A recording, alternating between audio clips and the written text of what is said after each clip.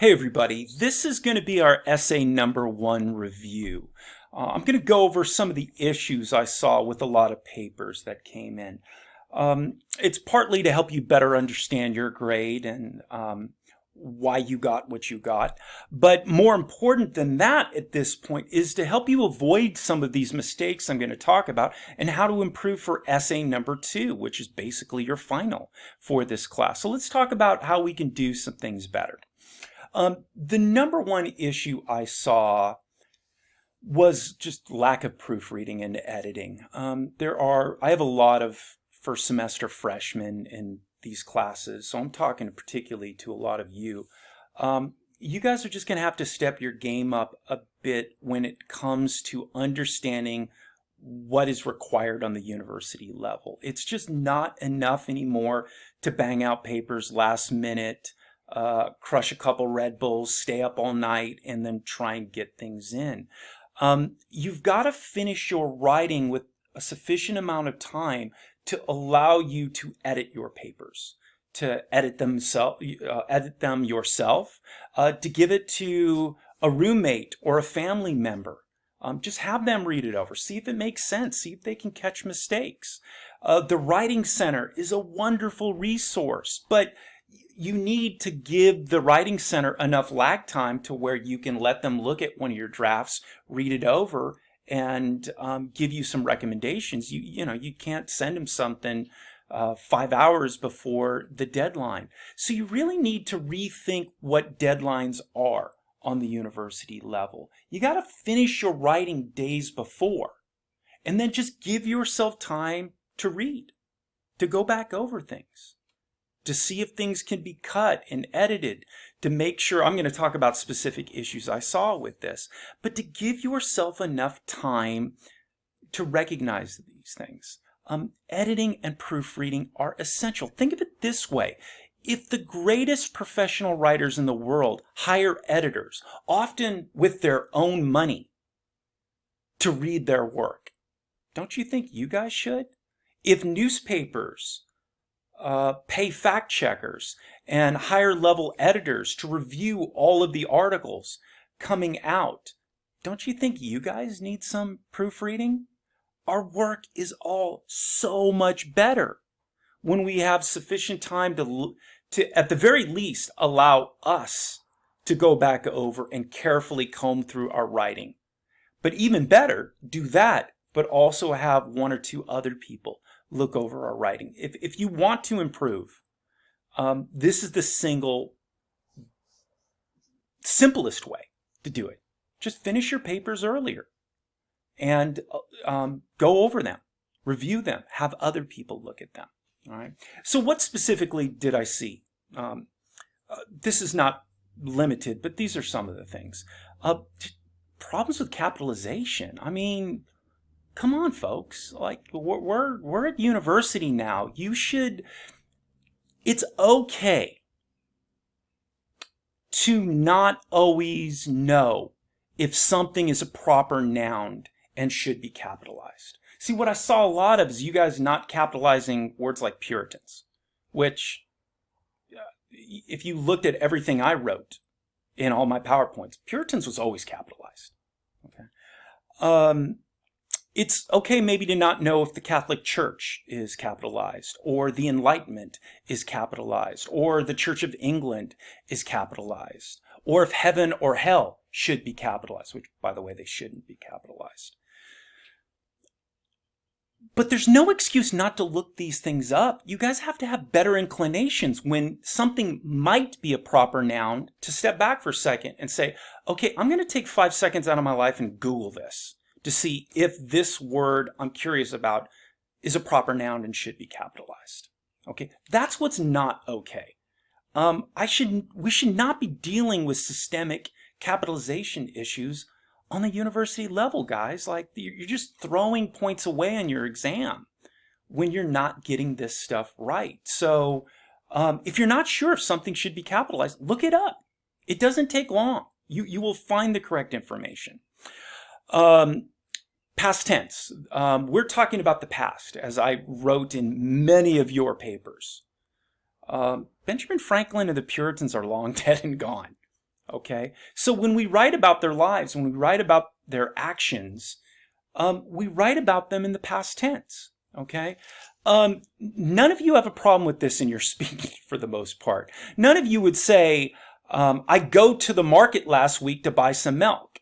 No, you'll say, I went to the market last week. You don't have a problem with past tense usually in your normal day-to-day speaking, so just think of it in those terms, okay? Things that happened in the past you should write about in the past tense, particularly a class like this where we deal with the past so much. So stay away from present tense, okay? It just throws everything off. It's hard to read. Stuff doesn't make sense. Understand the rules of using past tense. More generally, problems with verb agreement and verb structure. Some of you were creating very complicated and ill-structured verbs, where very often a much more simple, for example, often just straight up past tense would have worked. You guys added all kinds of other modifiers that made things very unclear, all right? And so verb agreement, if you have a singular subject, you should have a singular verb. If you have a plural subject, you should have plural verbs. Again, this is where proofreading and editing come into place. When we're writing, it's easy to make mistakes in verb agreement. Super easy. I do it myself. But if you give yourself time to proofread and go back over, you'll notice those mistakes in your reading. Not necessarily in your writing. Sometimes you make that mistake while you're writing. But as you're reading, you'll notice like, oh, that, I'm talking about Puritans, plural, but I'm using a singular verb here. Oh, I got to change that. Or I've got some complicated modified verb structure that I really don't need, or I could just use a simple past tense verb here and clean this up.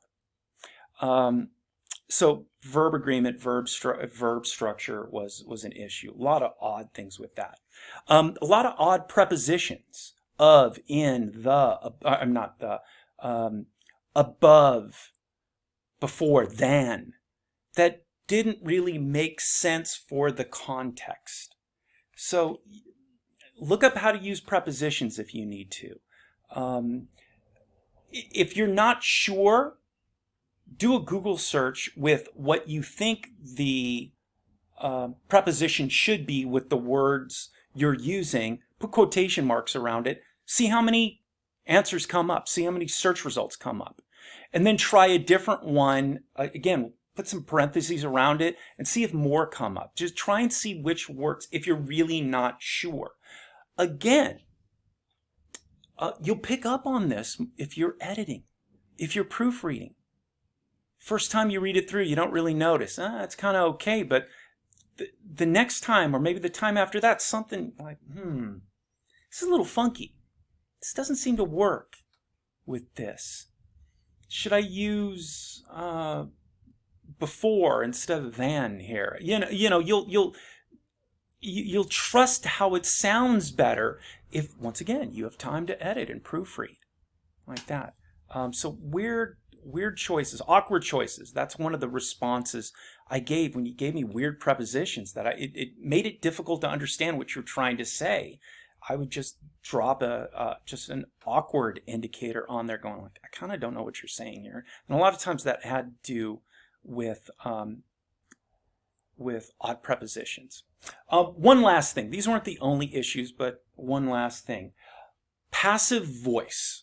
Again, we're on the university level. We should be avoiding using passive voice for the most part. Passive voice is when you use the verb to be.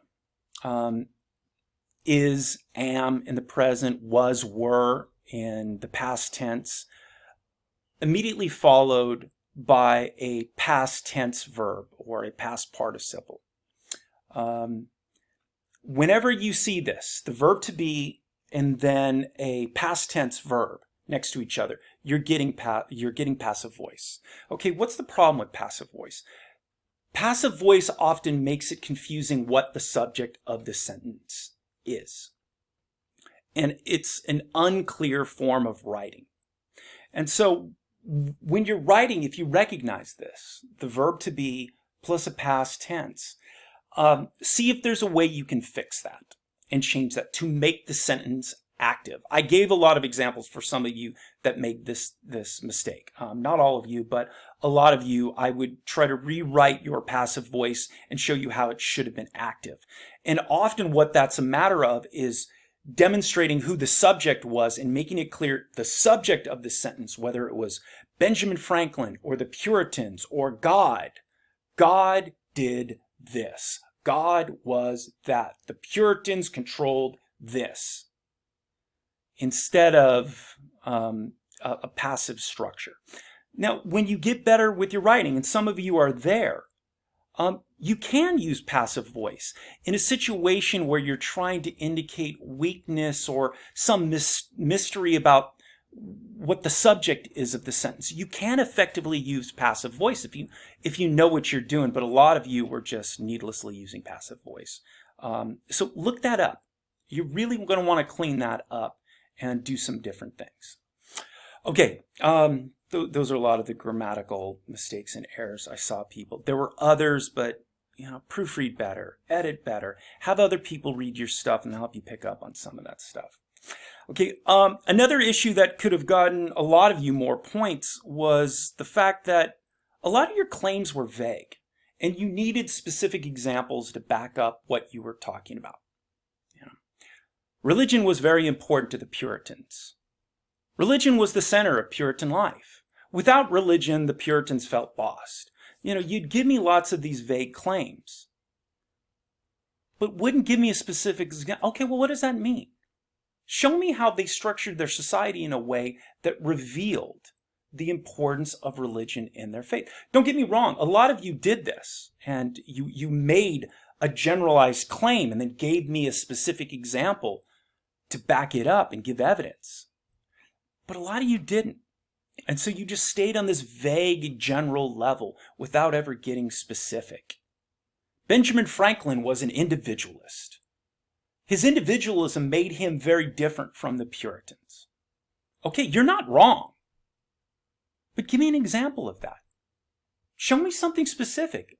Ideally, some passage from the autobiography where you can pinpoint that and demonstrate. And again, a lot of you did that. But a fair number of you also didn't. And so you just lost points. There would have been more there. Your argument would have been stronger. Your demonstration of mastery of course material would have been better. Your analysis grade would have been better if you had done that. So just keep asking yourself for essay number 2. When you make a claim, when you make an argument, I believe, or such and such is true, ask yourself, okay, did I prove that? Is there anything else? And it's usually just a matter of adding one more sentence, finding one more sentence for a specific example to back up that claim that I just made. That's really what the A students did. There were a lot of A's in this. I had probably 20 students that had straight up 100% in all my classes, and then dozens more that had A's on their papers. People did what I'm talking about. So I'm not asking any of you to do stuff that other people weren't doing. Just keep asking yourself, I'm making these claims in this paper. Am I showing specific evidence? Am I demonstrating, backing up, proving what I'm claiming? A lot of you could have used more of that. Okay. One sort of last area. And again, this is kind of a freshman cliche, although I see it from freshmen through seniors in academic writing on this level. Is sometimes you guys sort of feel like, well, I'm in college now, so I got to use really fancy language. I got to get really advanced in my vocabulary because I'm in college now. And you use language you don't really understand. You use terms that don't really fit. Almost like you're using the force instead of understanding what the actual word means. And so you don't need to be fancy in academic writing. Your first priority is to be clear. to be clear and to be precise. And that sometimes means very simple, straightforward, declarative sentences, right? I saw so many run-on sentences and so many people using words that didn't fit into the situation, words that you wouldn't use in normal life. Now, that's not to say you're always supposed to use words from normal life. The flip side of this problem is when your language becomes too informal. And I saw that, and I pointed that out to some of you that did that. But what I see even more so are long run-on sentences, sentences that should have probably been broken up into 2, sometimes 3 sentences, filled with words that you guys weren't using the right word for the situation, and being overly convoluted instead of just being simple and straightforward. A guy by the name of Colin Chapman invented a race team called Lotus. In fact, Lotus is still around, and Lotus builds passenger cars, is involved in motorsports to this day. Colin Chapman's innovation, what made his team great for so long, was he had an adage, which was simplify and add lightness. What he meant by that to his race cars is make his race cars real reliable because they were simple. If they were simple, things won't break as often, and therefore they'll get to finish the race. And if you finish the race, you got a chance to win. And add lightness. Make your cars light. And if they're light, they don't have to be that powerful. If they're light, they don't damage the tires, and it's easier to set up the suspension. Okay? I kind of want you guys to think in these terms with your writing on the university level. Simplify and add clarity. Make your writing simple and straightforward for the most part. Okay. Again, as you get better, as you get more confident as a writer, as you see better grades in your writing, you can work on making them fancy. You can work on making your sentences longer, learning how to really use those semicolons and colons, adding up the conjunctions to make that sentence go on for a while. But look, if you don't know how to use semicolons, if you don't know how to use commas, some of you were using commas a lot where they didn't even belong. You're not in control of your language. Good writing is controlled by the author, right? And so some of you guys got to just reassure yourself, like, hey, I'm smart. I am a university student. I don't have anything to prove by using over fancy words that, quite frankly, I don't know how to control to try and impress my instructor. Okay. Tell you what's a lot more impressive is clear sentences that make sense. Okay. That's what impresses me. Okay. Look, if you know some fancy words, and you're in control of those words, by all means, use them. There's a reason we have fancy words. They often have very precise meanings that, within the right context, are very useful and make your writing better. But using the wrong fancy word in the wrong situation doesn't make you smart. It kind of makes it seem the opposite, right? Now, you can also use dictionaries. Maybe you want to use that fancy word, but once again, sort of like what I was asking you to do with capitalization, look it up. Look at that definition. Make sure that word means what you think it means. And if it does and it fits the context, go for it. Put it in there. But again, that takes time. That requires editing and proofreading and time to be able to sit back and say, okay, I got time. I'm going to look this word up, make sure it fits. But if you're just trying to slam words on the page to meet a deadline because it's rapidly approaching, you're not going to be as effective. Okay. The final thing I would tell you is really work on your writing. Your writing will pay dividends. This is not a purely academic thing. I just don't know a lot of good jobs that college graduates are going to pursue that don't require some level of writing, even in the sciences and engineering and computer science. Okay. In fact, often the best jobs in those fields go precisely to the people that not only understand numbers, but can explain those numbers, often in writing, to people that don't understand numbers. Those are the people that usually run the companies and the firms. Do you think Steve Jobs was the greatest computer programmer that ever lived? No. You know what Steve Jobs, by the way, was the founder of Apple, one of the two founders of Apple, by the way. What his real gift was to explain computers and computer technology to people that didn't understand computers. That was his gift. If he was only good at banging out code, he would have stayed at a very low level. Part of the reason he rose is because he knew how to explain things, and often we explain things in writing. So you're going to have opportunities later in life where you need to write things to your boss, to clients, to banks to get money. And the better writer you are, the more your talent is going to be recognized.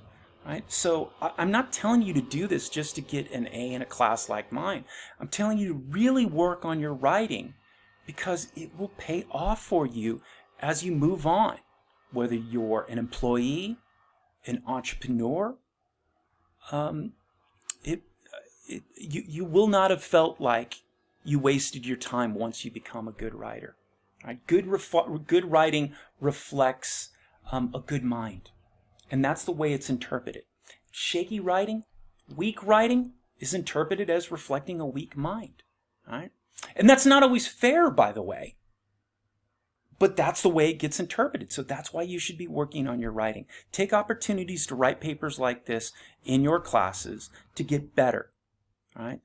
Each class, each semester. So by the time you come out of university, you're a really solid writer, and it will help your future. Okay. If anybody has any questions about their papers, let me know. You're always welcome to office hours. I will talk about what you did and how you can improve individually on any of these papers. Okay.